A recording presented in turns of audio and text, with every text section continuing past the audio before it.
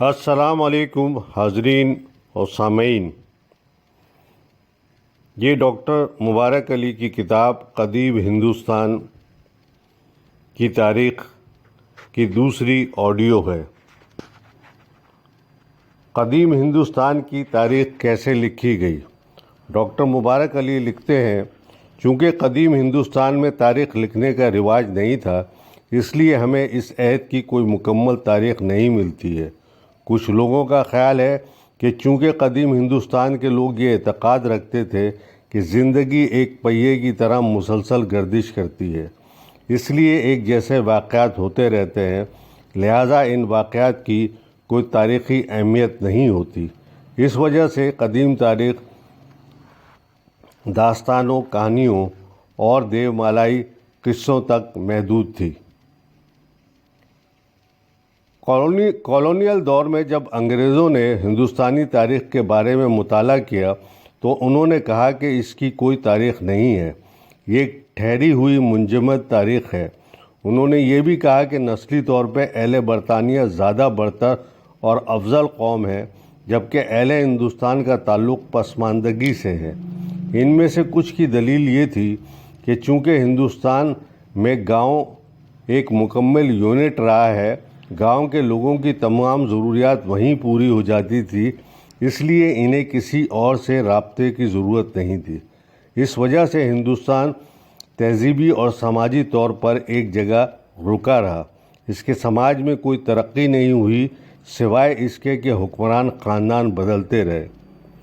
Colonial تاریخ کے اس نقطہ نظر سے کچھ قوم پرست مورخوں نے ہندوستان کی تاریخ کو انتہائی ترقی یافتہ ثابت کرنے کی کوشش کی، مثلاً یہ کہ رگ وید 1000 قبل مسیح میں لکھی گئی تھی، بلکہ اس کے کچھ اشلوک تو جیالوجیکل دور کے ہیں۔ ویدوں کا زمانہ ہندوستان کی تہذیب کا سنہری زمانہ تھا۔ انہوں نے یہاں تک ثابت کرنے کی کوشش کی کہ قدیم دور میں ہوائی جہاز، فائر کرنے والے ہتھیار اور ایسی دوسری جدید ایجادات پہلے سے ہو چکی تھی۔ کچھ نے ہندوستان میں جمہوری طرز کے نظام حکومت اور ووٹنگ سسٹم کی بھی نشاندہی کی ہے۔ لیکن اب جبکہ تاریخی ماخذ دستیاب ہو گئے ہیں، ہندوستانی مورخ نئی بنیادوں پر تحقیقات کے ذریعے قدیم تاریخ کو لکھ رہے ہیں۔ ان میں خاص طور سے ڈی کوسمبی، رومیلا تھاپر اور ایس شرما قابل ذکر ہیں۔ سنہری دور تاریخ کو جب سیاسی طور پر استعمال کیا جاتا ہے تو مورخ اس میں سنہری دور کی تلاش کرتے ہیں۔ سنہری دور سے ان کی مراد ایسا زمانہ یا عہد کی ہوتی ہے کہ جس میں سماجی، سیاسی، معاشی اور تہذیبی طور پر سماج ترقی پر تھا، لوگ خوشحال تھے، سماج میں عدل و انصاف تھا، لوگوں میں جھگڑے اور فسادات نہیں ہوتے تھے، ادب، مصوری، فن تعمیر، موسیقی میں ترقی ہو رہی تھی، وغیرہ وغیرہ۔ اس نمونے کو سامنے رکھ کر کچھ مورخ تو ویدک دور کو سنہرا دور کہتے ہیں، کچھ رام کے عہد حکومت کو اس سے تشبیہ دیتے ہیں، جیسا کہ موجودہ دور میں سیاستدانوں نے رام راج کا نعرہ لگایا کہ ہندوستان کی ترقی اسی میں ہے کہ وہ رام راج کو دوبارہ قائم کرے۔ کچھ مورخ گپت عہد کو سنہری زمانہ کہتے ہیں کہ اس عہد میں ہندو مت کی تشکیل ہوئی اور ہندوستان نے ہر پہلو میں ترقی کی۔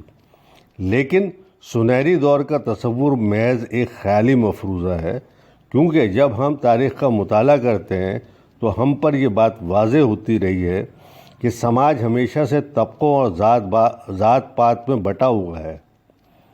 وہ لوگ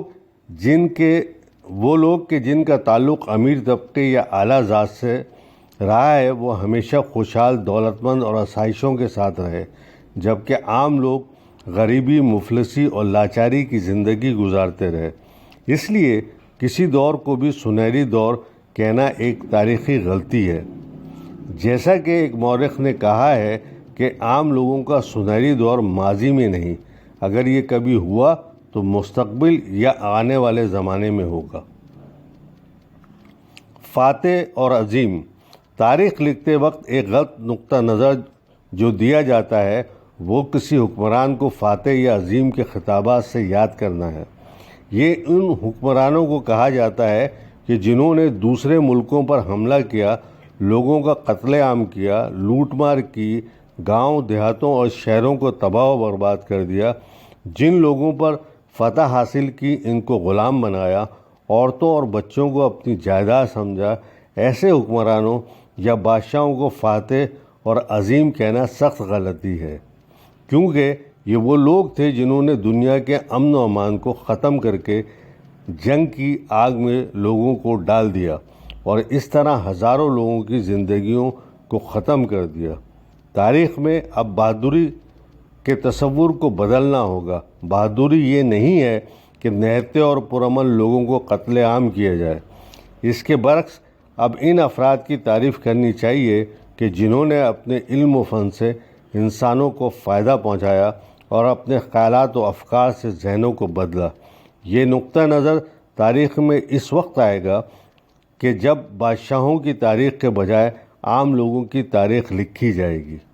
ہمیں ہندوستان کی قدیم تاریخ کو بھی اسی نقطہ نظر سے دیکھنے کی ضرورت ہے، اگرچہ اس میں دشواری یہ ہے کہ عام لوگوں کے حالات اور ان کے کاموں کے بارے میں بہت کم معلومات ملتی ہے، جبکہ حکمرانوں کی تاریخ کا مواد بآسانی مل جاتا ہے۔ لیکن حکمرانی کی تاریخ کو پڑھتے ہوئے ہمیں دیکھنا ہوگا انہوں نے عوام کے لیے کیا کیا اور ان کی پالیسی نے ہندوستانی سماج کس طرح سے بدلا۔ قدیم تاریخ کے ماخذ: آثار قدیمہ۔ جب مورخوں کو تاریخ لکھنے کے لیے مواد ملنا شروع ہوا تو انہوں نے اسے قصوں، کہانیوں اور دیومالائی داستانوں سے نکال کر سائنسی بنیادوں پر لکھنا شروع کیا۔ ان ماخذوں میں سب سے اہم ماخذ آثار قدیمہ کی دریافت تھی۔ اس دریافت نے قدیم ہندوستان کے مندروں، محلات، یونیورسٹی، خانقاہیں، اسٹوپا، مٹھ، شہروں اور گاؤں کے دریافت کیا۔ ان جگہوں سے نہ صرف عمارتیں نکلی بلکہ لوگوں کے استعمال کرنے والی چیزیں بھی ملی، جن میں برتن، ہتھیار، اوزار، آلات، کھلونے، زیورات وغیرہ تھے۔ شہروں میں محلات و مکانات سے اس وقت کے لیے لوگوں کی رہائش، ان کی عادات و اطوار کے بارے میں معلومات حاصل ہوئی۔ گاؤں کی دریافت نے کسانوں کی زندگی، زراعت، آبپاشی، مویشیوں کی دیکھ بھال کے بارے میں مواد فراہم کیا۔ محلات سے اندازہ ہوا کہ اس وقت کے حکمران کس قسم کی زندگی گزارتے تھے۔ مندروں سے لوگوں کے عقائد اور پوجا پاٹ کے بارے میں معلومات حاصل ہوئی۔ ماہر آثار قدیمہ نے احتیاط سے ان اشیاء کو مختلف میوزیموں میں محفوظ کر دیا ہے۔ آثار قدیمہ کی شہادتوں پر جو تاریخیں لکھی گئی ہیں وہ محض بادشاہوں کی تعریف میں نہیں ہیں، بلکہ اس میں عام لوگ شامل ہیں، جن میں دستکار، ہنرمند، کسان، مزدور اور عورتیں، بچے سبھی ہیں۔ سکے۔ جب تک سکے ایجاد نہیں ہوئے تھے لوگ چیزوں کا تبادلہ کیا کرتے تھے۔ سکوں کی ایجاد کے بعد اب تبادلے کے بجائے چیزوں کی خرید و فروخت ہونے لگی۔ ایک لحاظ سے انسانی تہذیب میں یہ ایک بہت بڑا انقلاب تھا جس نے معیشت کے نظام کو بہتر بنایا۔ سکے مختلف دھاتوں کے ہوتے تھے، ان میں تانبا، سونا، چاندی اور سیسا قابل ذکر ہے۔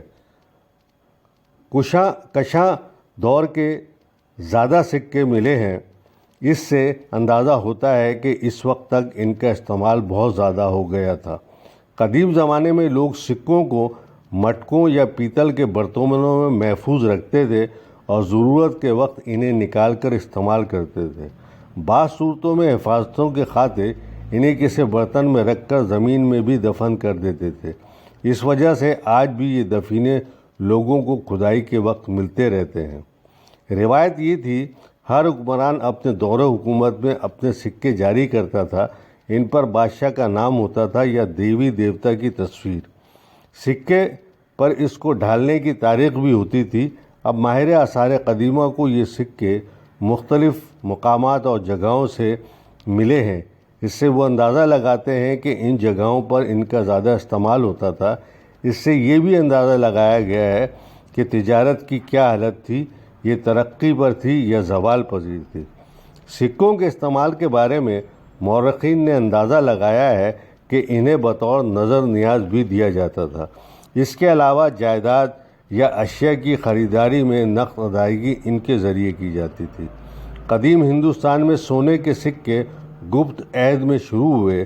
چونکہ اب تک سکوں کو ڈھالنے کے لیے بہت عمدہ اوزار اور آلات نہیں تھے، اس لیے سونار اور دوسرے لوگ دھاتوں میں ملاوٹ کر کے جعلی سکے بھی بنا لیتے تھے۔ کتبے تاریخ کا ایک اور اہم ماخذ کتبے ہیں کہ جو پتھروں کے ستونوں، چٹانوں، پیتل کی پلیٹوں، مندروں، محلات اور عمارتوں کی دیواروں میں پائے گئے۔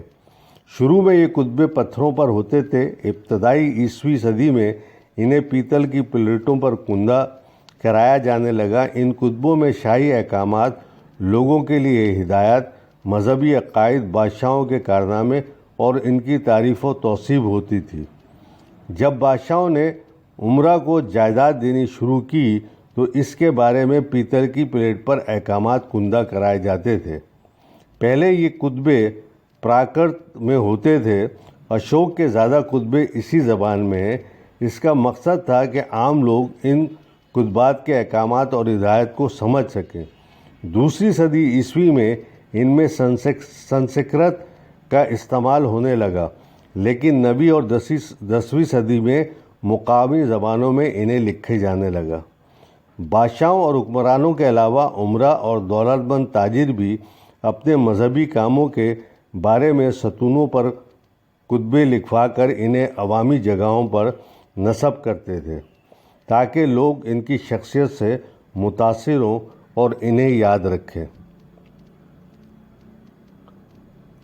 اس میں اشوک دور کے اولین کتبے ملتے ہیں۔ ہون عہد کی چینی زبان کی بنی ہوئی مہریں ملتی ہیں اور کرناٹک میں ملی پتھر پہ کندہ تحریریں بھی دریافت ہوتی ہیں۔